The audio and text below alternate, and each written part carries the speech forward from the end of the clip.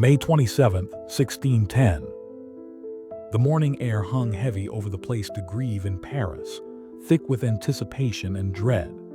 Thousands had gathered, pushing shoulder to shoulder, their eyes fixed on the wooden scaffold erected at the city's main square. But today was no ordinary execution. This was retribution for regicide. At the center of it all stood François Ravaillac, the man who had plunged a knife into the heart of France itself. Bound and bloodied, he was moments away from a death so gruesome it would become legend. Ravaillac had been a schoolteacher, a clerk, and later a devout Catholic layman obsessed with religious visions. Born in Angoulême, his early life was marked by instability. He believed he had been chosen by God to stamp out heresy and protect the faith. His visions grew darker, culminating in the belief that Henry IV, a former Protestant turned Catholic, had betrayed God by waging war on the Pope. His mind twisted by fanaticism, Ravaillac resolved to act. On May 14, 1610, he followed the king's carriage through the streets of Paris.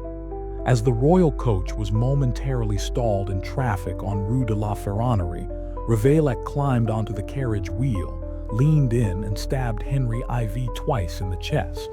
The king died within minutes. Panic swept the city. The beloved monarch, known for his efforts to reconcile Catholics and Protestants through the Edict of Nantes, lay dead. The assassin was immediately seized and dragged to prison, where the real horror would begin. Interrogation quickly turned to torture. Ravaillac was placed on the rack and had molten sulfur poured into his open wounds. He was beaten, stretched, and pierced with hot irons to extract any hint of conspiracy.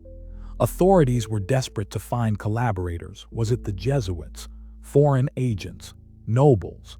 But Ravaillac insisted he acted alone, driven solely by divine visions. Whether he was lying or deluded remains unknown. King Henry's death had struck France like a thunderclap. His widow, Queen Marie de Medici, demanded a punishment that would echo through time. The court obliged. On May 27th, Ravaillac was taken to the Place de Grève under heavy guard. The executioner, Jean Guillaume, was renowned for his brutality, but even he would be pushed to extremes that day. The sentence, drawn and quartered alive, a punishment reserved for the most monstrous crimes. The spectacle began in the afternoon. Ravaillac, stripped naked and shackled, was laid on a wooden platform. His flesh was first torn with red-hot pincers. Sulfur, boiling oil, molten wax, and lead were poured into the open wounds. Screams tore from his throat, raw, primal, inhuman. Some in the crowd wept, others cheered. The stench of burned skin hung in the air. Then came the final act. 4 strong horses were harnessed to his limbs. The signal was given. They pulled. Tendons snapped like ropes. Muscles tore, but the body held. Again they pulled. A surgeon stepped in to slice through key joints to aid the dismemberment. It took nearly an hour for his limbs to fully detach. Still conscious at times, Ravaillac bled out slowly. His mutilated torso remained on the scaffold for all to see, a warning etched in flesh. His remains were burned to ash, and the ashes scattered to prevent any site from becoming a shrine. His family was exiled. His name became cursed. In time, stories grew around his execution. Some claimed the executioner wept. Others said Ravaillac never screamed. But the official records, written in cold detail, leave no doubt. It was among the most horrific public punishments ever inflicted. Why such cruelty? Why not a quick death? To the ruling elite, the answer was simple. Regicide was not just murder. It was an attack on divine order, on the very body politic of France. The king was God's anointed. To kill him was to invite chaos, rebellion, the end of monarchy itself. Ravaillac's punishment had to be terrifying enough to deter any who might contemplate the same. Justice was theater, and the audience was the nation. Yet behind the spectacle lay deeper fears. France was still reeling from decades of religious wars. Henry IV had been a symbol of fragile peace. His death rekindled old tensions. Was Ravaillac truly alone, or was he a pawn in a broader game? Queen Marie moved quickly to consolidate power, placing trusted Catholic allies in key positions.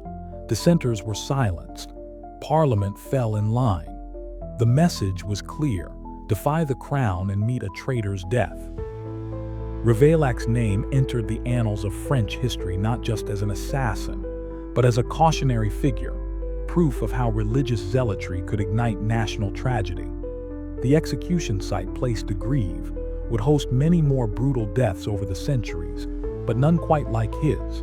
Today it is the location of Paris's Hôtel de Ville. Tourists pass through, unaware that beneath the cobblestones, a man was once torn limb from limb while an entire city watched. His story remains a dark mirror reflecting the fragility of order and the extremes of state vengeance. Was he a lone madman, a martyr, a manipulated fool?